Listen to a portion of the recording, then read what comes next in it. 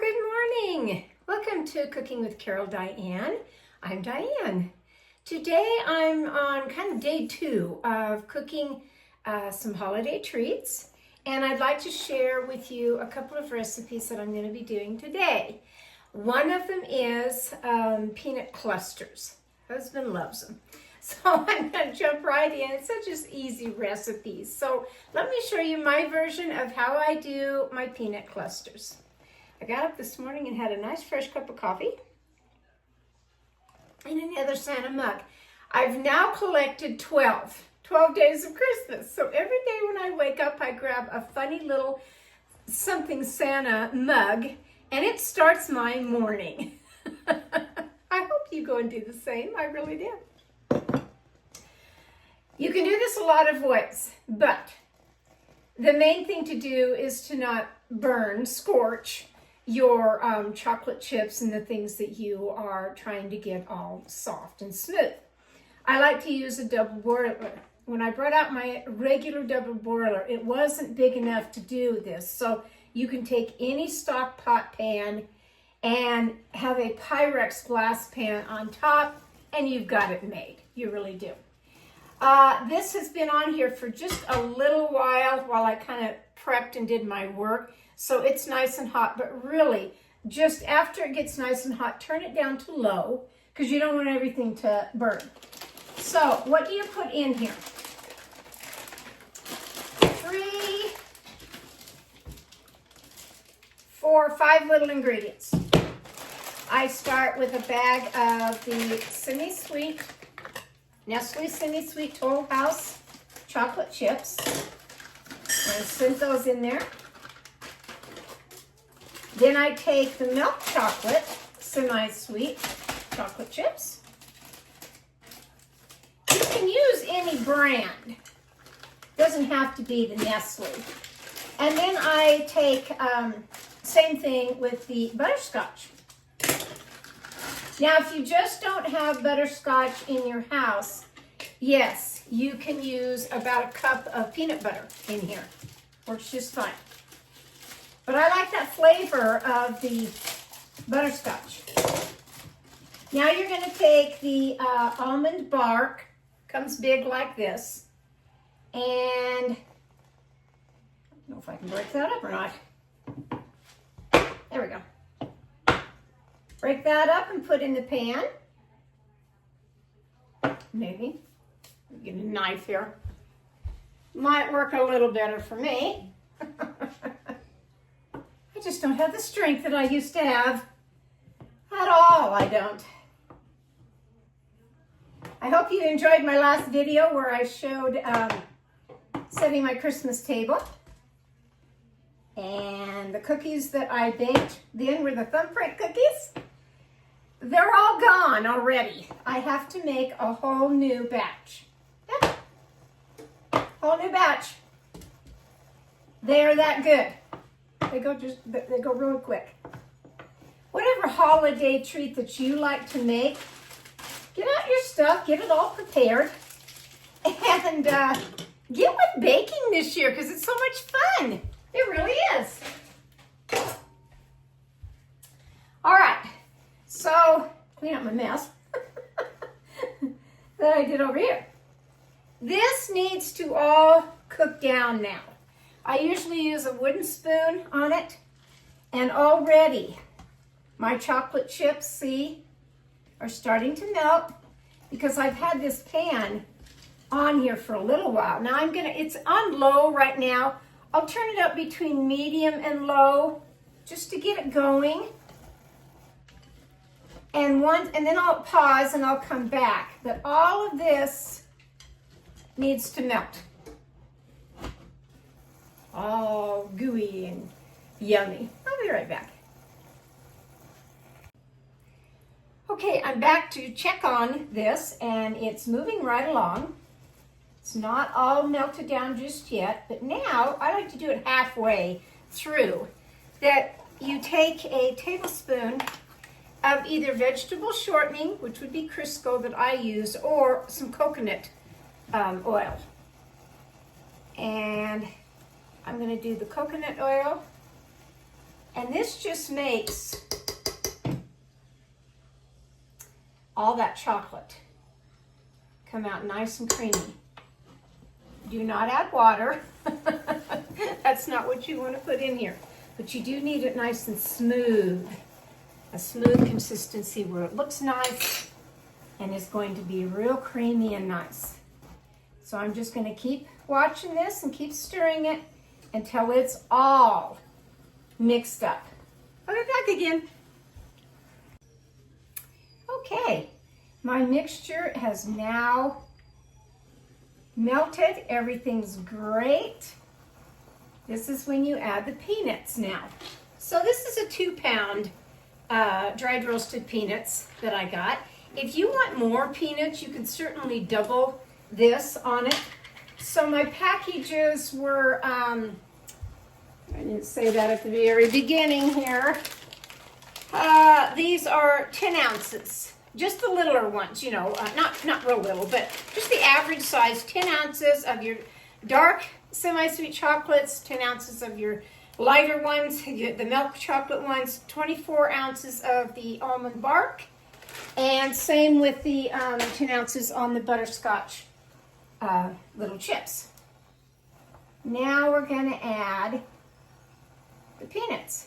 You can go ahead and turn your fire off because it's still going to be very hot on this. And now you're going to add all these peanuts. Whole thing. And stir all that in there. Yummy little candy treat at Christmas time. I haven't made this in a long time. Making a few different things this year. The thumbprint cookies I've made before, but I haven't made them at Christmas time. They can be made at any time of the year. And this is going to be made now for Christmas. Oh yeah, that looks really nice. Very nice.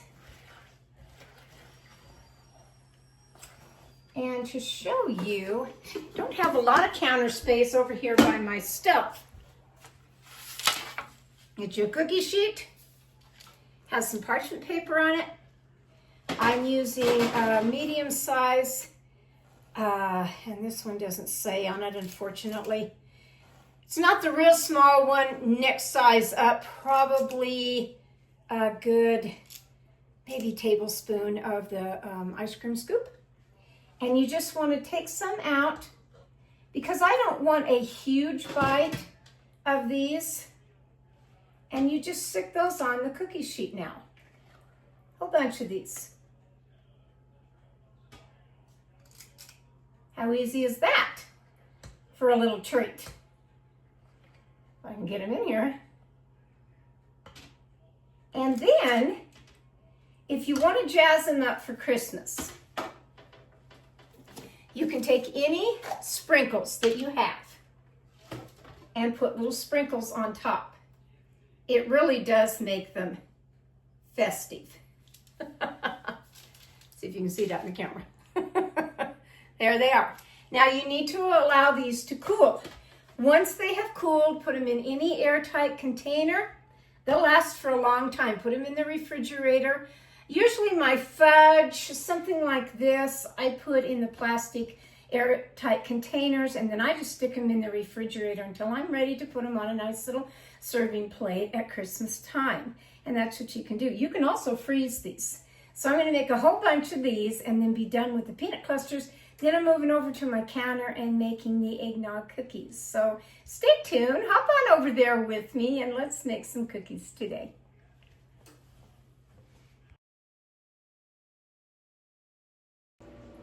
Okay, I'm done with those peanut clusters. They made quite a few. I counted 4 cookie sheets, 4 cookie sheets, quite a few of them. I've put them in an airtight container and stuck them now into my refrigerator. Now I'm on to making the eggnog cookies. Yeah, simple recipe. So, what do you need for it?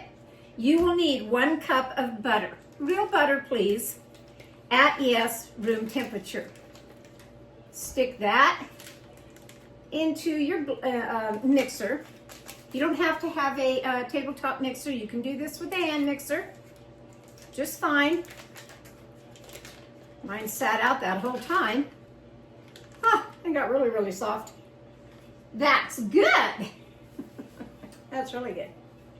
Okay, like anything that you take that you want to cream for a cookie batter, you need to let this mix for 2 to 3 minutes at least. Now take 1 1/2 cup of regular sugar, stick in there,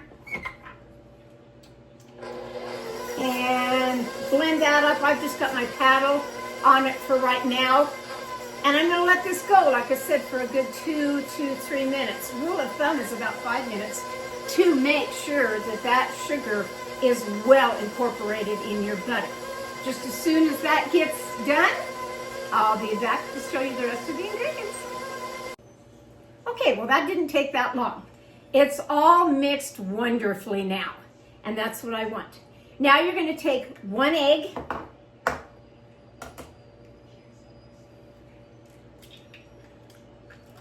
put that in there. You're going to need 1/2 of a cup of eggnog. Stick that in there. And my eggnog comes like regular milk does. So however you want to buy your eggnog.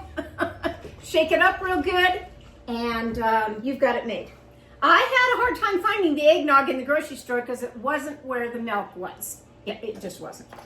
Okay, now we're going to need some vanilla extract of 1 teaspoon. Usually I have out my Madagascar, but you know, I was at Sam's Club the other day, and husband noticed this on the shelf of Magnolia Star, so I'm going to try it. See how I like it. Just change it up just a little bit in the recipes, really. And because it is eggnog, and what do you put on eggnog is nutmeg, you would have 1/2 teaspoon of the ground nutmeg spice. Let's see what my 1/2 is here. 1/4 and 1/4. There you are. Half. I don't know if I can get that out of that. Might have to go this way. I put down on my Santa wish list for some brand new measuring spoons that I can see and cups that I can read. I really have. It's pretty good on that. Now, you want to mix this up. Incorporate that real, real well. And then, you've got your dry mixture, which is 3 cups of all-purpose flour and 1 teaspoon of baking powder.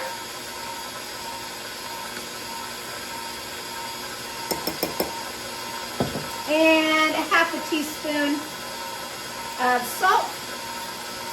About half back out here.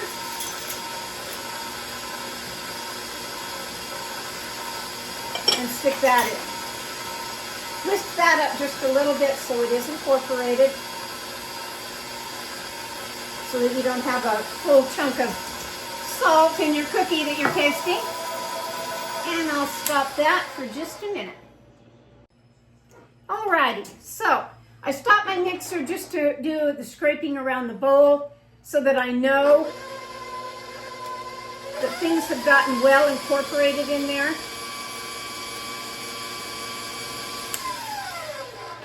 And now I'm going to add the flour mixture.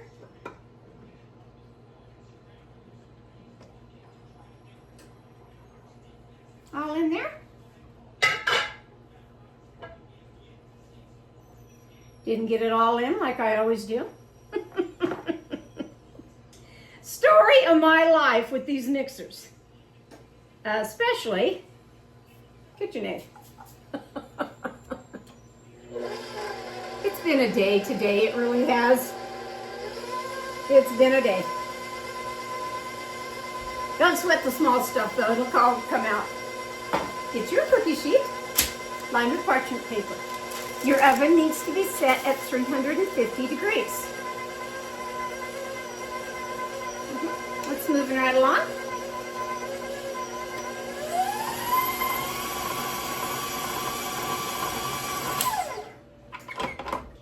Stop that. Get most of it off of the blade here. I can work with it. This is another fun, easy, fast, little soft cookie that you will like. Something different. I'm hoping I still have time. I mean, the days are going by so quickly, and I got down sick with a bad sore throat and ear infection. I'm still on my antibiotic. Yep. So I'm hoping to get all this baking done in time. So I wanted to make a sugar cookie, a nice sugar cookie. I don't know if I'll get them done or not. I try to get things done over the weekend, but when you're down sick and don't feel good, you know, all this baking isn't that real appealing either. And so I'm working on it, folks. I really am. Okay, I just want to make sure that the bottom part gets mixed up real good. Okay, so the batter will look like that. And take another cookie scoop, ice cream scoop, whatever you want to call them. This is good, probably 2 tablespoons full of the cookie scoop. Now I'm going to put that on. And you can make these any size you want. I'm just using this particular scoop. Place them far enough apart because they will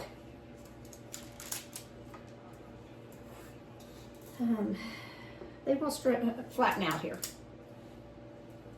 This is probably too big of a scoop. I'm going to have to go smaller size. Don't really know what I was thinking on that, but that's the way it goes. And let me grab some flour real fast. Real fast. If I can.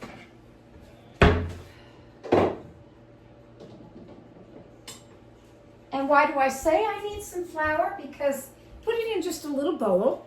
Apologize for that. I should add that in. Take any kind of a glass that's got a flat bottom to it. And I just want to get a little dusting of the flour so it doesn't stick too bad on it. Hopefully. I don't know about this one. Looks like it's going to stick pretty good on me here. There we go. Yeah, next ones I'm going to make smaller. I'll go back to that size that I had for the peanut clusters. That seemed to work. These will make a nice big cookie though. They really will. Okay, now I'm going to stick these in the oven and I'm going to bake these for about 8 to 10 minutes. And then I'll pop back on and show you what I'm going to sprinkle on top of them. These are good cookies. Okay, I have the first batch that I pulled out of the larger cookies, and then I went down in size with my cookie scoop, which I like a lot better. I really do. So let me set these down here real fast. These are on the cooling rack now of the larger ones. They'll make a nice cookie. They really will. So what do you do immediately when they come out of the oven? I like to take some sanding sugar. I just happen to have some that's kind of in a gold.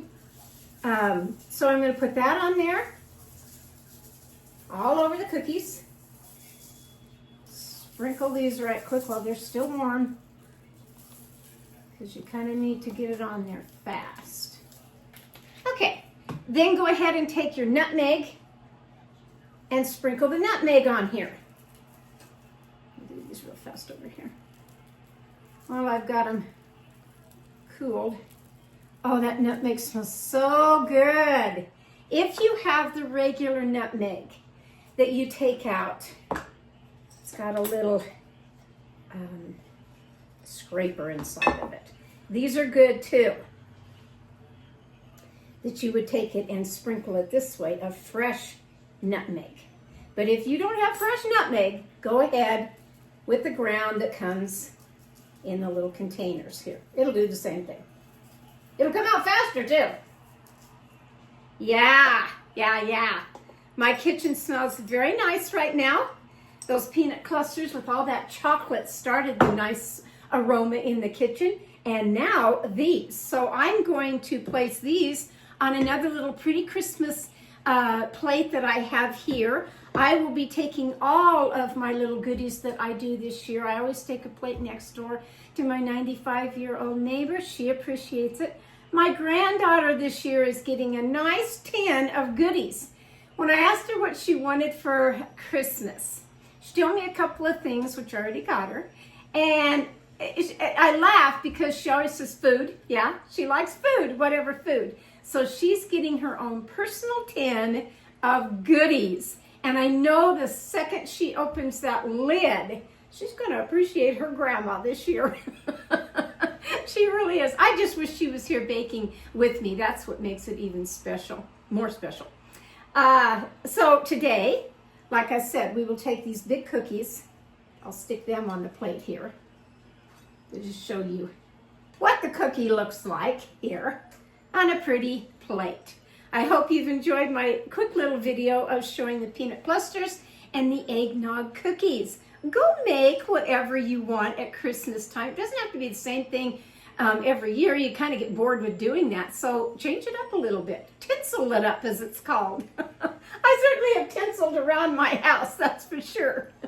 These are going to be yummy with a nice cup of tea that I've got going. I'm going to go put my feet up for a little while now. But this is from my kitchen to yours. Another couple of recipes to get you the kickstart going for your holiday baking. Bye-bye now.